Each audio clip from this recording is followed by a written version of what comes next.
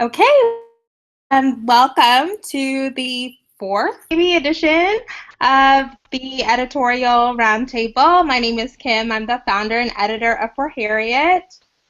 And I am Michelle, and I am the senior editor of For Harriet. Oh yeah, I should probably start saying editor-in-chief since there's more than one editor now. I forget. It's crazy.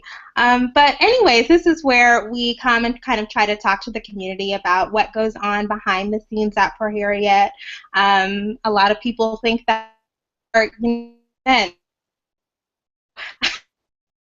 we'll see the faces and the women behind the site and, the voices that help to shape the community. So starting with that, okay, so listen, I engaged someone recently, which I should not have, in a back and forth because all the time there are accusations that For Harriet is run by white people.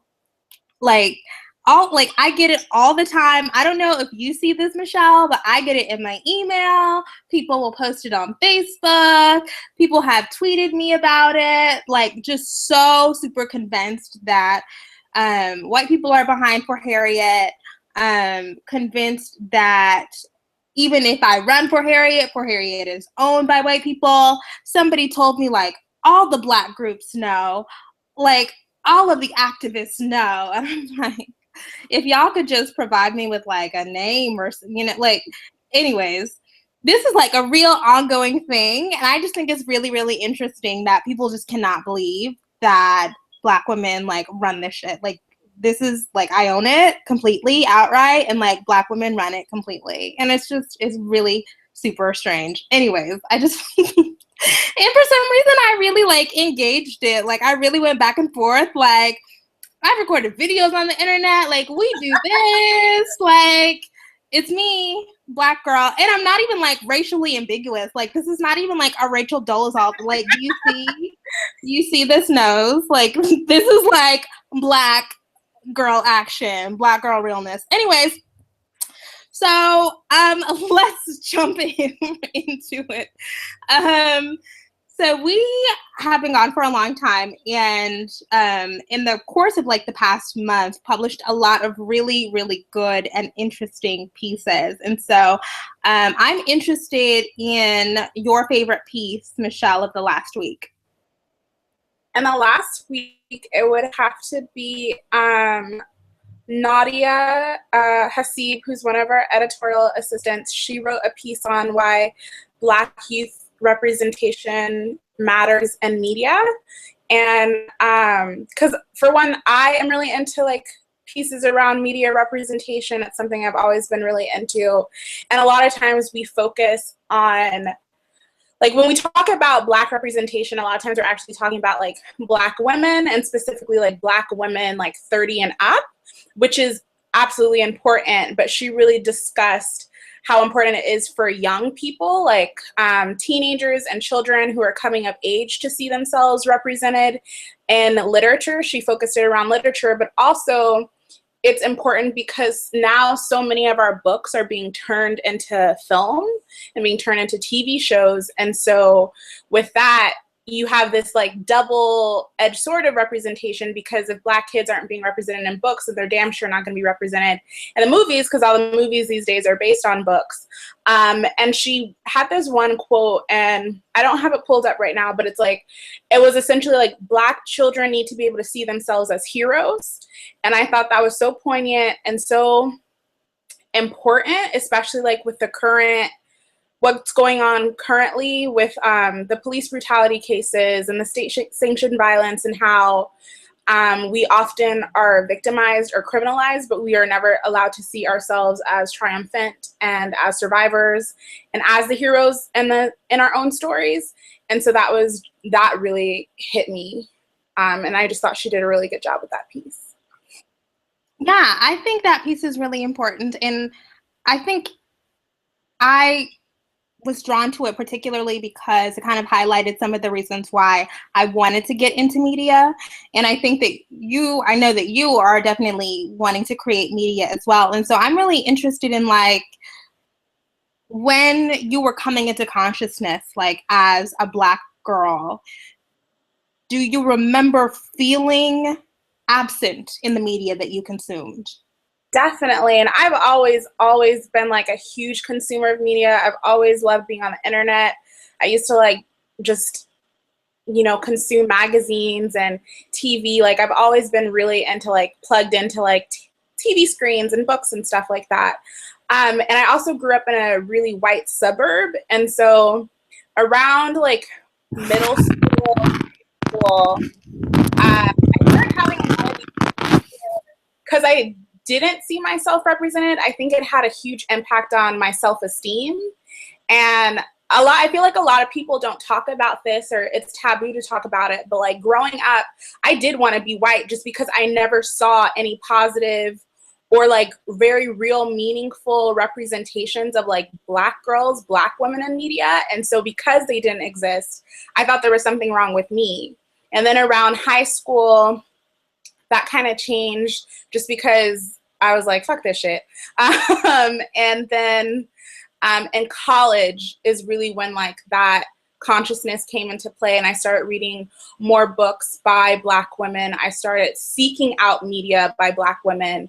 And it's really sad because to do it, it has to be a conscious effort. You can't, like, especially if you go to school or anything like that, no one's going to hand you lists upon lists upon lists of like Black books or books by Black women or films by Black women. You really do have to seek it out. But in seeking it out, it's so rewarding. And it's really self-affirming and like validating, like, because I've sought out media and because I've learned, like I've read Toni Morrison, and because I've watched, Ava DuVernay's films, like I feel like I'm here on purpose. Like, and also like, I just love being a Black girl. Like I wake up in the morning and I like scroll through Tumblr or Twitter or whatever. And I'm like, oh my God, we're so amazing. But it sucks that I had to learn that wasn't inherent, because the world wouldn't reflect that for me. Yeah, I think you said something that was like super, super real. So it is really very taboo to talk about shame associated with Blackness, particularly growing up. So like, so it's so funny, like when we have these conversations, when these conversations come up on social media, people are like, I've always been proud to be Black. Like I came out the womb, like with a Black power fist. And it's like, well, I appreciate that and I value that, but I can absolutely say that was not necessarily my experience. And we know that is not the experience of lots and lots of Black people, because we are socialized in white supremacist society. Mm-hmm. And so it shouldn't continue to be taboo to say, yeah, actually, there was definitely a period where I wish that my hair was blonde and long. You know what I'm saying? Like, because we know that that's the ideal. And it's not just about, looking pretty, right? It's because we also recognize that there are real material advantages to looking like that. Like there are real material advantages to being white. Right?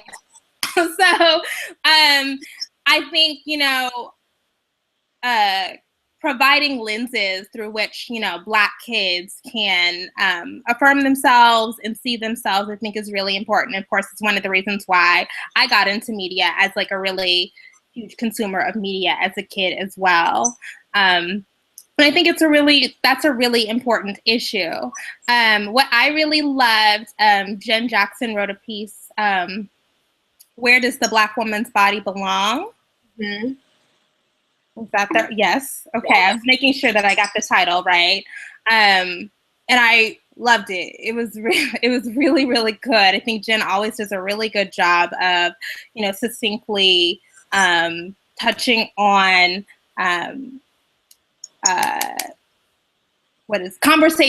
current conversations, but really weaving in good historical context, and her commentary is always very concise. Yes.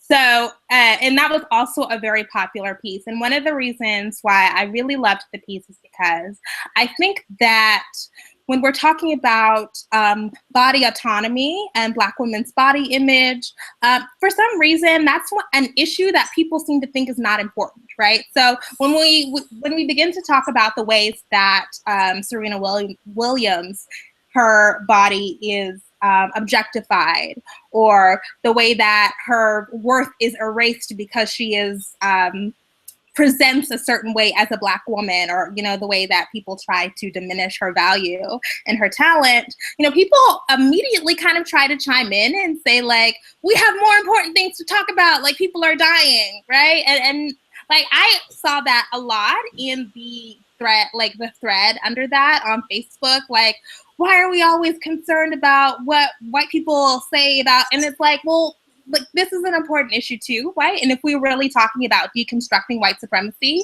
we also, you know, have to talk not only about how white supremacy, like, literally kills Black bodies, but the way that white supremacy attacks Black bodies in other ways. Yeah. And so I really loved the piece. I think she did a really great job. I'm always for talking about the ways, in particular, that Black women's bodies are devalued and subject to violence, verbal violence, as well as physical violence. Yeah, and it was also very, very popular, so clearly resonated with some folks. Anyways, I wanted to talk about, what do we do when the community, like, hates the piece, right? So I think we get it right a lot, right? For Harriet publishes a lot of content every single day. And I am really proud of the fact that most of the time we get it right. Most of the time, like, it resonates. But I'm interested in, what do you do when you publish something and people hate it? Like, I'm sure that you, yeah, so I'm sure that you see, like, the reaction. So what are the thoughts that go through your head when people are reacting negatively? First, I kind of like, sometimes you have to gauge, because we've had this conversation before, that there's just certain topics that we'll do, and we just know there's going to be a lot of hateration. So anything on, like, Beyonce and Nicki Minaj, hateration. Anything on colorism, hateration. Anything on, and so, like, thinking, like, beforehand, like, is this something I'm prepared for the backlash for? And like, and understanding why that is. And then sometimes, like, we publish something and I honestly don't understand why it happens. But it does, or like, and then we have, like, the bigger things, like, you know, when we post about transphobia or homophobia or anything related to, like, the LGBTQ experience, that's gonna have a lot of just nastiness in the comment threads. But when it's stuff that's like, I don't want to use specific piece examples because I don't want to make any of the writers feel bad. But when we do have a piece that we posted and it kind of gets that hateration, I like to read through the comments and kind of understand their point. And sometimes they're right. Like, sometimes, and I think people have to understand, and being For Harriet and in posting things, you know, you've made it very clear that For Harriet is about the fullness of Black womanhood. So it's not always about, you know, happy-go-lucky, like, this is how you get in touch with the spiritual Nubian goddess of yourself. It's not always going to be about, like, we have to touch on different things if we're really talking about representing Black women fully and having the freedom to talk about different things. And that sometimes means talking about things that people don't want to hear about, or expressing, or providing a space for different voices within, you know, the Black womanhood community, because we're not a monolith. We don't always think the same. So I kind of try to take it lightly.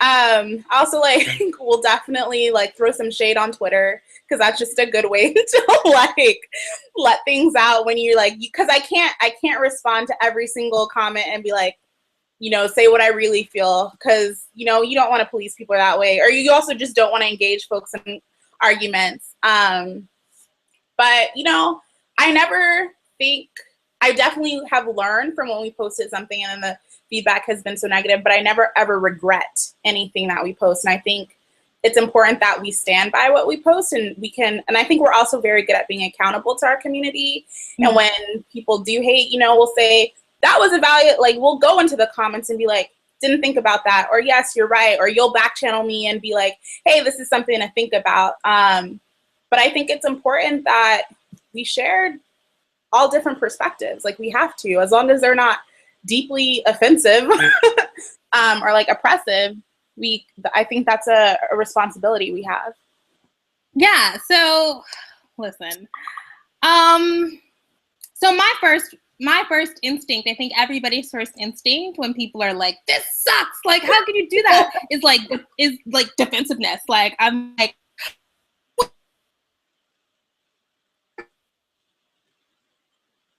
putting our hearts and souls into that. I also realize that I do feel a responsibility to be accountable to the community, right? And I think that generally the vast majority of people who take time to engage with For Harriet are doing so because they care about the community. So I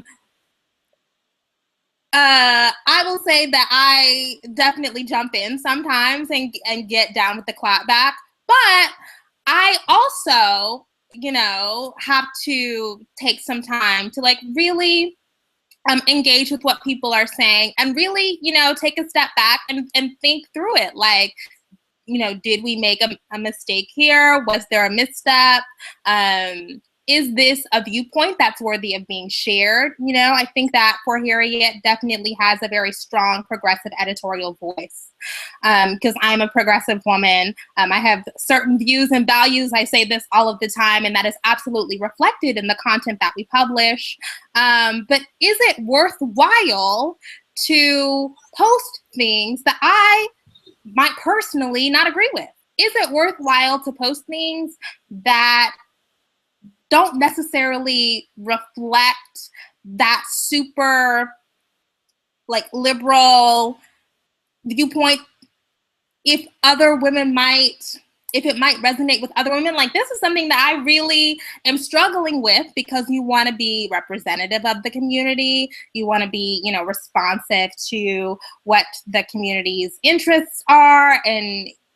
But I also don't want to perpetuate, oppression or anything, or it's definitely difficult. And, For Harriet is so big that if people don't like something, you know immediately. Like, it's not like it's not like you gonna like come back in like a couple of hours and see. Like, it'll be the first like few comments that are like, you guys are better than this, like, this is the worst piece of shit you've ever, and it's like, oh shit, wow, I didn't realize. And like, sometimes it just comes out of nowhere. So anyways, we've talked about this before, but it's really difficult for me sometimes to balance what does Kimberly think, between what should the editorial voice of For Harriet be versus what are the needs of this community. And sometimes we get it, I think most of the time we get it right, honestly, but sometimes we get it wrong. And so I'm just trying to be better about owning up to, when you get it wrong. And it's also very interesting, Michelle, that sometimes when we do get it wrong, the author of the piece wants to come back and be like, you set me up. Like, did we? Are you sure? Yeah. And I think that's something I've had to learn as an editor, because writing and editing is a different skill set. And with an editor, I'm sometimes just so thinking about, like, number one, like, just grammar and punctuation and making sure whatever you just wrote, like, goes to a certain standard, but also in knowing that when we're, publishing a post on Facebook or getting it ready for publication, we know what readers are going to respond to. And so sometimes you have to not necessarily frame the piece in a dishonest way, but you have to do it in a way that people are going to engage with it. Right. And sometimes I think people are not ready for that engagement. And I remember my first piece that was ever published on For Harriet, I had never, like, that's something you have to learn how to gauge, is like, you can't take people's reaction to your work so personally. And I think a lot of times people forget that. And when you have your piece published. Not everyone is going to like it. Like, if you're putting your work out there for the public to consume, you have to be ready for that. But yeah, it's definitely like, it's a learning. You have to learn. And also, like, we're human, we have emotions. And so, like, sometimes, yeah, you're like, you want to get defensive, but at the end of the day, it's just part of the work. Yeah. And yes, it is absolutely part of the work, but it does definitely personal, and I completely understand why with writers, they take it to heart. Your work, your words, most people are using their real names, so it's their reputations. I get it. Like I said, I have to stop myself. I have stopped trolling comments as much as I used to, because I have to stop myself from being like, no, actually that's wrong. Really clapping back on people as For Harriet gets bigger, because it's not good. So just not good for the brand. Okay, so one of the things, so you mentioned something that I'm sure like people are going to pick up on, and you said that we have to frame things in a way that gets people to engage. So to me, it's completely like, yeah, duh, like that's the business. But a lot of people see that as we post clickbait, right? So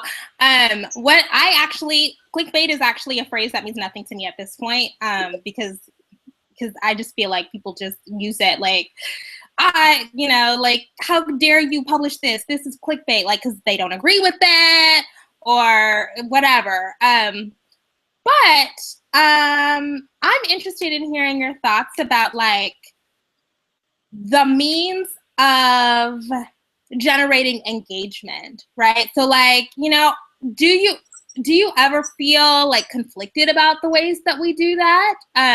Is there a better way, or I'm interested in it.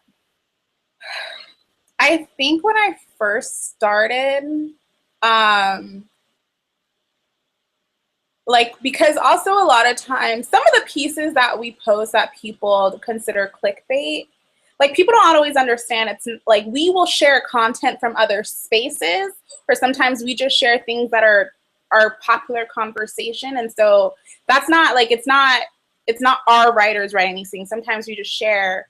And if it's a popular piece that people are engaging on, like, I feel like we should share it, but then it comes back as like clickbait. And I don't really have, like, I don't lose sleep at night thinking like, oh, a title I posted was clickbait. Like, I don't do that. It's part, I think, I've just learned a lot from working with you and under you, and also just being more attuned to what happens in the media. Like, every news space does this. Every media space does this.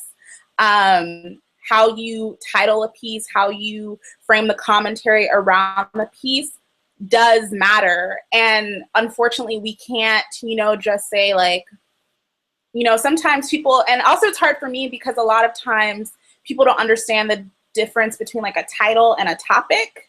And so like, your piece needs a title, like, it needs something that people are going to read, and it's going to pique their interest, and it's going to be compelling to them. If you send us something that's super generic, I often don't want to read it, so I know somebody else is going to read it. You could write the most interesting piece in the world. If it has the lamest, most boring title, like, I'm going to be like, oh, la, la, and I'm going to pass on to something else. So I don't really have any qualms. I think I use very specific language when I talk or when I write that sometimes our authors or our writers do not. And so I've had to learn to maybe double think or go back and reread a title and say, hey, will this be the writer's language, or is this my language? Because I know that writers have, reached out to us and said, I wouldn't have used this language. And that is fair. That's very fair. But also, people have to understand that if you send us a title like, Living with Depression, that's a title that literally everybody else has used, like in a million internet articles. And we have to make sure that we have a title that jumps out and that isn't the same. And like there's science that goes into working for the internet and getting, you know, engagement, and like this is how our business operates. This is how Kimberly's business operates. And so it's like it's real. Like it's real. I don't know. Yeah. So listen, it's a science and an art, right? And it's like when people question why we, you know, choose the titles that we choose, why we frame things the way that we frame them, it's because it works, honestly. And, you know, like I said, I'm not infallible. You know, I sometimes make mistakes. I sometimes, you know, choose the wrong titles. I sometimes choose inappropriate titles. But generally, I'm on the internet enough. I've studied enough metrics. I look at the analytics every day. I look at the revenue every day. I know what works. I know what generates engagement. And that's the reason why we do that. I also think that a part of that is because we have a responsibility to writers, right? So if you are taking your time to write a piece on a topic and putting forth effort into it, and we're going through the editorial process, I feel like you want us to package this in a way so that people will actually read it. And, you know, because I don't want that effort and that energy and that time to go to waste. But also, you know, I think that people make a lot of assumptions, and I did get into a back and forth about this with somebody. People make a lot of assumptions about how we make money and what makes money and why the motivations behind what we publish.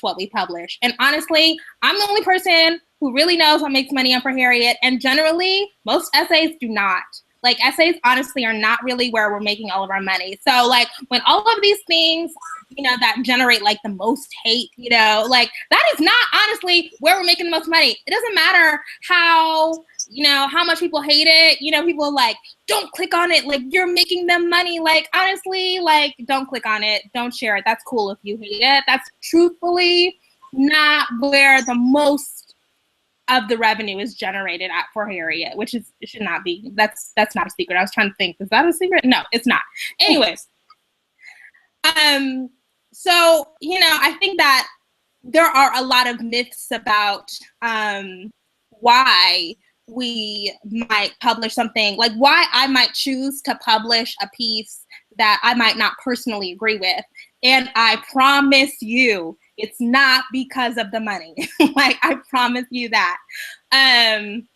You know, like, one of the reasons why For Harriet started Shine and the culture was because that is the stuff that generates the most clicks. You know, that is the stuff that gets shared the most.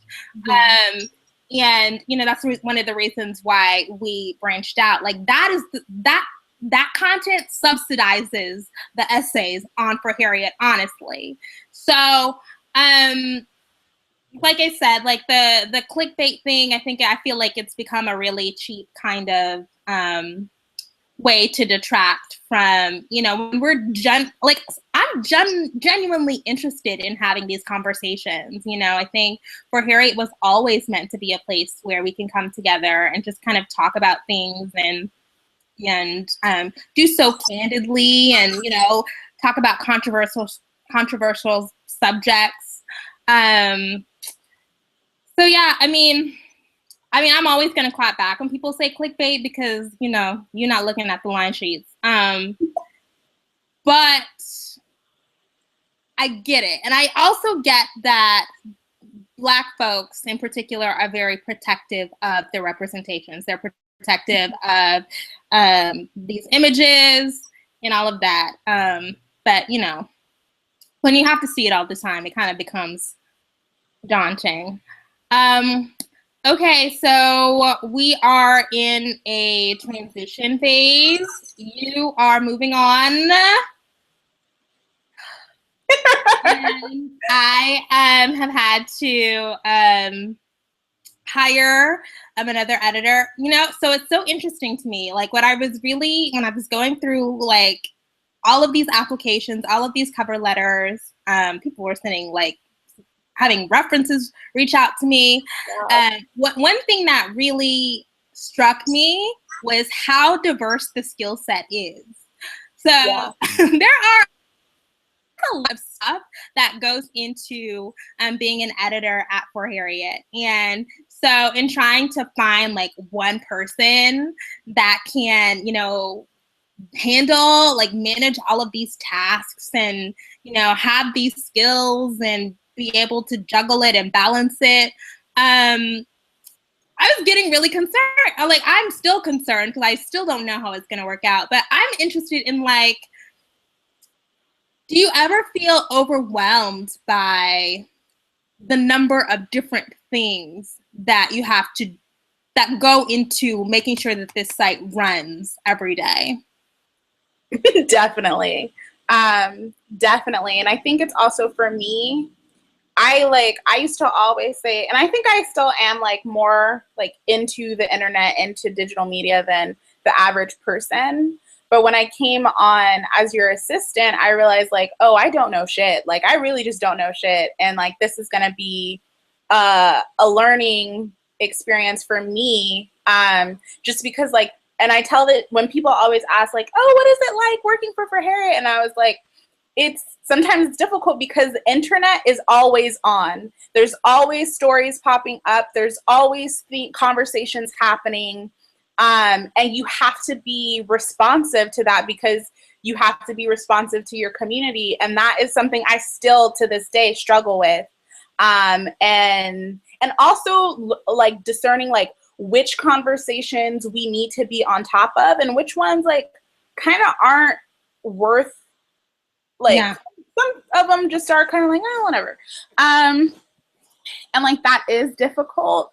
It's also a great challenge, and it's really interesting when we can tap into something and when people look towards us to be like the voice of an issue, which is like, I say that with quotations because there's many voices on many issues. But people do look to us because they think For Harriet, the voices behind For Harriet are reputable and they respect us and, you know, they trust us and stuff like that. So that's been the most challenging thing for me. And then, yeah, there's a lot that goes into it. It's, you know, it's somewhat I don't want to say management, but like working with the contributors and being responsive to contributors is another skill set. And like having patience with them, but also having to be like on top of my staff because their pieces depend on us to be, you know, editing and making sure their pieces are going out in a timely manner and that kind of stuff. So it is a bunch of different skill sets that I think it's just you learn, and I don't think you ever fully master anything unless you're Kimberly. But it's part of the excitement. Like, I've always gravitated towards positions and opportunities where I learned. Like, I get bored easily. And so For Harriet definitely will keep you on your toes and it will definitely keep you engaged. But yeah, there's definitely things that I've struggled with. And just being willing to admit that and say, like, I'm still learning this, and be humble about it, as humble as possible, because I'm not necessarily a humble person, but yeah. Yeah, so I think that's like one of the reasons why I love it so much, and I just get genuine like joy out of this job, and I know that I chose the right career because it's always changing. I think the internet is so dynamic. There's always new skills to learn. There's always new tricks and tips and things. You know, there's always going to be new people who want to contribute. You know, like we just started working with like people to create videos. There's always going to be just new ways to create content. And so I love exploring the possibilities because I feel like they're endless, but that also means that the work is endless. You know, like I could be working all the time. Like I could be doing things every hour of the day.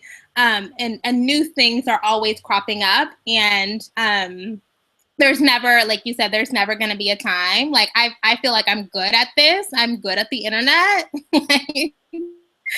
But I don't know everything. And so I definitely feel like, you know, the like part of Kimberly feels inspired to like keep improving and keep getting better and keep refining things and adjusting things and trying new things. And that is maddening, and I'm sure that it can be frustrating to work with me because I like to like try and tweak, and that's not right. No, not quite. But like I get up every day and I love what I do. So I think, you know, I feel really, really fortunate to be able to do it. But yeah, you know, I don't know. Well, you know, hopefully, you know, the site doesn't shut down when you leave. like, hopefully the shit keeps running. But yeah, so what else? Did I have anything else that I really was interested in talking about? So I think that really, so we've had a couple of videos on the site recently that went super viral. Like not just like viral, but like, oh shit, like that's millions of people. Yeah. And so I'm really interested in like, what do you think like makes those videos resonate? Like what about, you know, we had the Black Women Matter video, which was about Black women victims of police violence. And we also had like a really short little fun video from Evelyn from the internet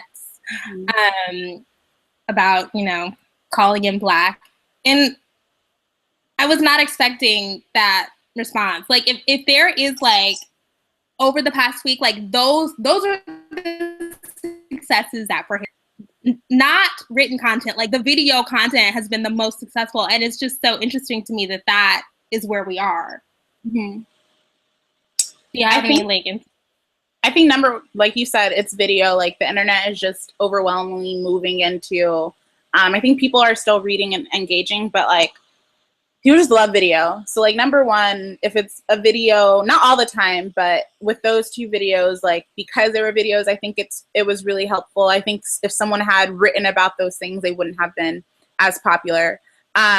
Two, I think the most popular things that usually go viral, and I'm always surprised by how big something gets, but I feel like you can know like, oh, this is going to be pretty popular or not. You just might not know like, oh, it's going to get 5 million views. Yeah.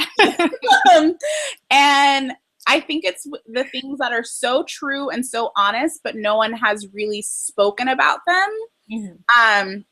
So with the calling in Black, especially within like the last 2 to 3 months, just like the news has like really hit me hard, and it's like been very traumatizing, and it's hard to do my work. Like that's just real, and it's hard to read, and because a beautiful thing happens, but a really hard thing happens where everyone wants to submit their pieces about these same topics. And so not only are you learning about this news, but you're rereading about it, you're re-traumatizing yourself, you're re-triggering yourself all the time. And it's just a lot to handle. And so the calling in Black is like, it's so real, but like I don't think anyone had ever put it that way. And I think also, because it was funny and because it was humorous, it allowed for a little bit of catharsis. So I think that one is why that one did so well. And then it was Black Women Matter, the one that Alexis brilliantly did, where she told the different stories with the different sides of Black women who have been killed, you know? And I think it's hard because when we talk about police brutality and Black Lives Matter, and we've featured a number of posts on this, people forget that Black women are victims of police brutality as well. And people say this and people say yes, and then they move on. But I think there's something about having that right in front of your face and like having a video to engage with that and seeing, because there were names on there that I didn't know.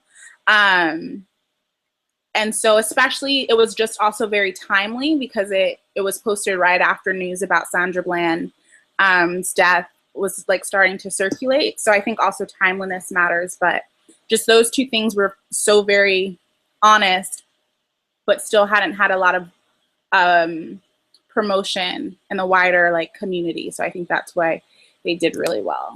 And it's also really interesting that, you know, the Black Women Matter video really is a response, like you said, to the ongoing erasure of Black women victims of police violence and the ways that Black women are targets. Mm-hmm. But even in that video, like, even in the comments, people are like, what about the Black man? Like, but do you know, like, but have you been paying attention? Because this is actually a response to the dominant narrative. But I am really heartened, I'll say, that the current national conversation is about Black women, and that there is so much, or not about Black women, but that Black women are present in the conversation currently about police violence, and that so many people want to engage with these stories, that they are not dead, and that so many people wanted to, you know, share them and comment on them. And I've gotten so much feedback about the fact that we are highlighting women, like you said, that, you know, like a lot of these stories are years old and people are just now finding out about them because those stories get lost. And so I think one of our major responsibilities is making sure that these names are not forgotten, that those stories are not lost. And, you know, that's like a really proud moment for me, you know, as an editor, you know, as the creator of this space, that we can contribute to that work.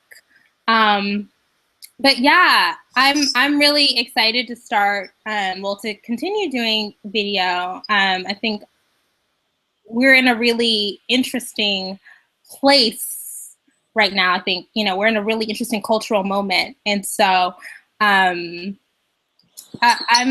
excited to, you know, keep going and hopefully we can keep the momentum going, you know, around not only Sandra Bland, but the, you know, other Black women who are victims of state violence. This is really actually incredibly depressing. I'm sorry.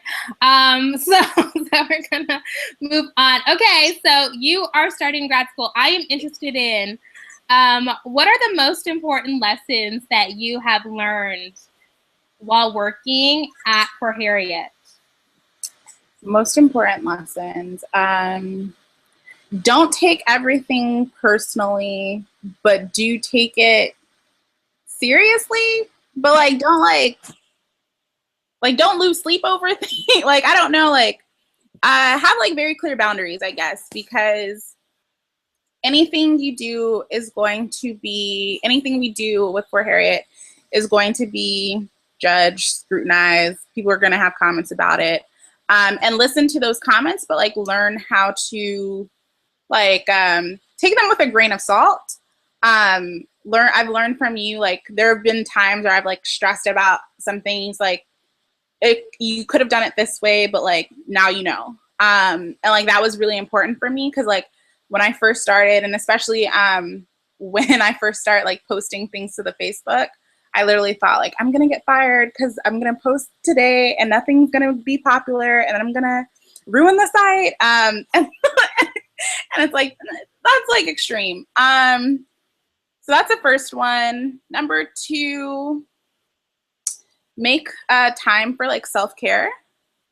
Because the nature of For Harriet is to be engaged in everything that's happening. We're in a very, like you said, a very specific cultural moment, political moment, and that it's heavy. And so you have to have time for self-care and you have to have space for taking care of yourself. And like for Black girl joy, like you need to just like have moments where you remember that it's not all struggle and strife, that it's triumph and it's success and all that other kind of stuff.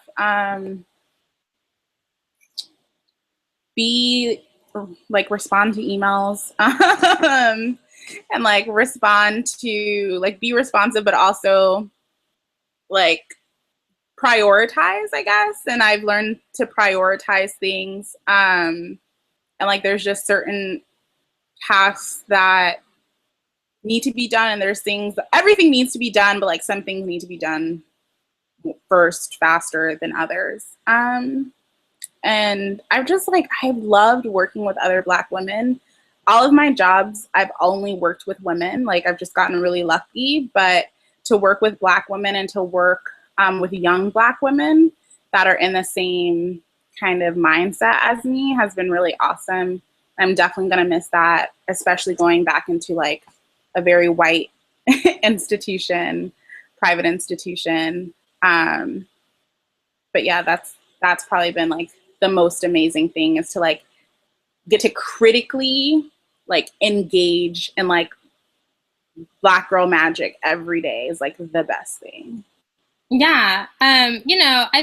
It is so, I sometimes feel like I am really disconnected from like real life, because I get to work in a space where like my whole life revolves around like Black women and like interacting with Black women and like catering to the needs of Black women and like serving a community of Black women and like, what do we like and what do we want and what makes us happy? And that's not real for a lot of people. And I feel very fortunate that that is the center of my life, particularly because we have experienced so much trauma, right? And like, like after Charleston and like after Sandra Bland and, after all of these deaths and, trauma, that a lot of people in their day-to-day lives have to be like re-traumatized with like their interactions, professionally, or like interactions like out in the world. And I feel very fortunate to be kind of like sheltered like from that a little bit. Like, yeah, like there's like trolls like who I'll never meet. But in my like day-to-day professional interactions in my career, I feel very lucky to be around like such great like dynamic women with such strong viewpoints and views. So yeah, you've been like such a joy to work with, and done so much for the site. Like honestly, I feel like you've been with the site like for about like a year. I mean, like, as like a real job, and the growth of For Harriet in the past year is like, that's crazy. It's actually like insane. Like, it's actually unbelievable. Like, I like took some time to like look back on like stats and numbers and all of that, and it's freaking remarkable, honestly. And it's not possible if we don't have great support and, people who really get it. And so you've absolutely been instrumental in that growth. So we're going to miss you. If you want to come back, feel free. Yeah, and that is going to be it. I think that is going to wrap up the 4th edition of the For Harriet Editorial Roundtable, where we talk about what the hell is happening on this site. I'm Kim, the founder and editor-in-chief. And I'm Michelle, the senior editor for one more week. So that is it. Bye, guys. Bye.